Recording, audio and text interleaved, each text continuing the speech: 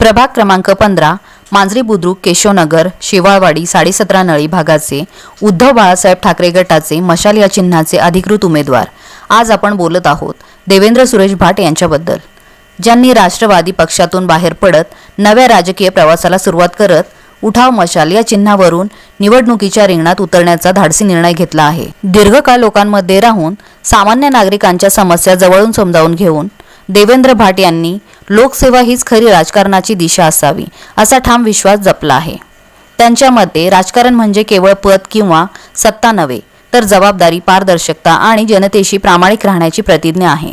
आजच्या राजकारणात काही ठिकाणी धनशक्तीचा दबाव, पैशांची उधळपट्टी आणि सत्तेचा दुरुपयोग वाढत आहेत, पण देवेंद्र भाट स्पष्ट सांगतात, धनशक्तीपेक्षा जनशक्ती मोठी।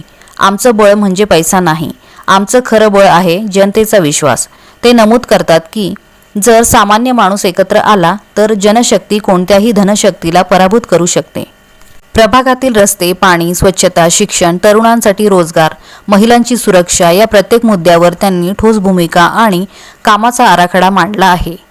त्यांच्या या म्हणण्यानुसार गोष्टी बोलण्यापेक्षा काम करून दाखवणं महत्त्वाचं आहे।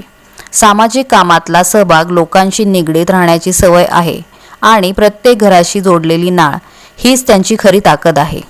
आज उठाव मशाल या चिन्हासह ते जनतेसमोर एक पर्याय ठेवत आहेत, बदलाचा, स्वच्छ प्रशासनाचा आणि लोकाभिमुख राजकारणाचा।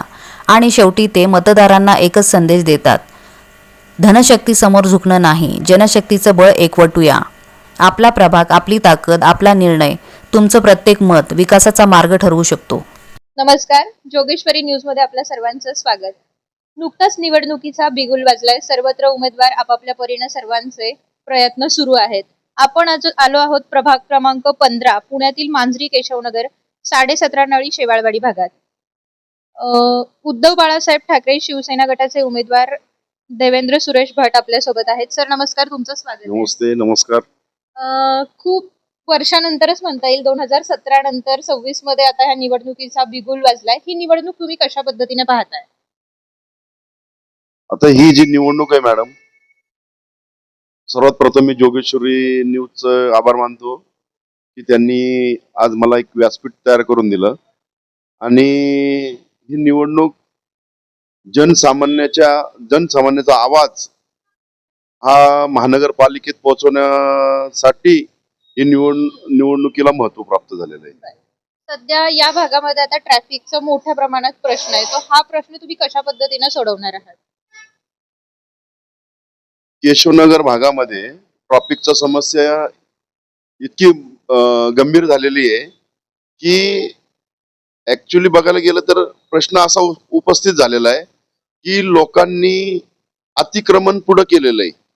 म्हणजे महानगरपालिकेच्या जागा असतील आणि काही पत्र्याचे शेड वगैरे, म्हणजे काही लोकांनी जाणून बुजून पत्र्याचे शेड हे करून ते उभे केलेले आणि शक्यतो ते शेड काढून रोड मोठे करण्याचा पहिला प्रयत्न माझा असणार आहे।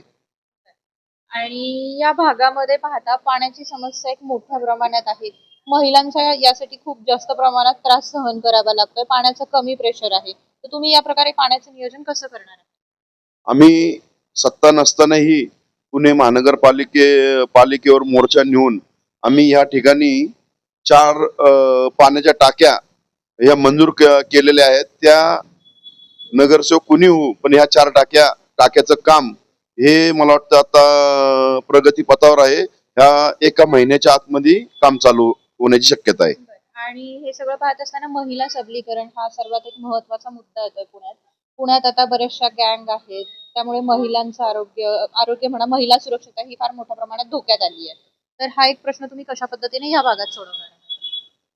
या भागामध्ये शक्यतो कोयता गँग असेल, काही असे उडाणटप्पू जे लोक असतात त्याप्रमाणे लोक एक फिरत असतात।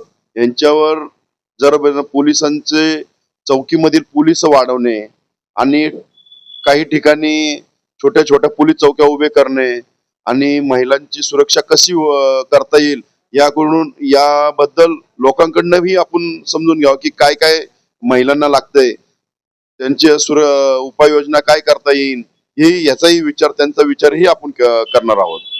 महिला आरोग्याबाबत काय उपाययोजना असतील या निवडणुकीत? आज केशवनगरमध्ये 40 वर्ष प्रस्थापितांची सत्ता असताना सुद्धा त्यांना एक सुद्धा शौचालय उभा करता आला नाहीये. आम्ही जागोजागी महिला शौचालय असतील, नाना नानी पार्क असतील, ऑक्सिजन पार्क असतील, अशा प्रत्येक ठिकाणी, प्रत्येक भागात, मांजरी असो, केशवनगर असेल, 17.5 नळी असेल, शेवाळवाडी असेल, या ठिकाणी आम्ही सर्व ठिकाणी हे पार्कचं आणि क्रीडांगण लोकांसाठी, आज महिलांसाठी क्रीडांगणे नाही ना, फिरणं, ज्येष्ठ नागरिकांसाठी विरंगुळा केंद्र नाही, अशा काही सगळ्या गोष्टी आम्ही हे निवडून आमच्या अजेंड्यामध्ये आहे आणि आम्ही निवडून आल्यानंतर हे 100% पूर्ण करणार आहोत. आता एक शेवटचा प्रश्न, प्रभागातील नागरिकांना काय आवाहन कराल येत्या निवडणुकीच्या पार्श्वभूमीवर?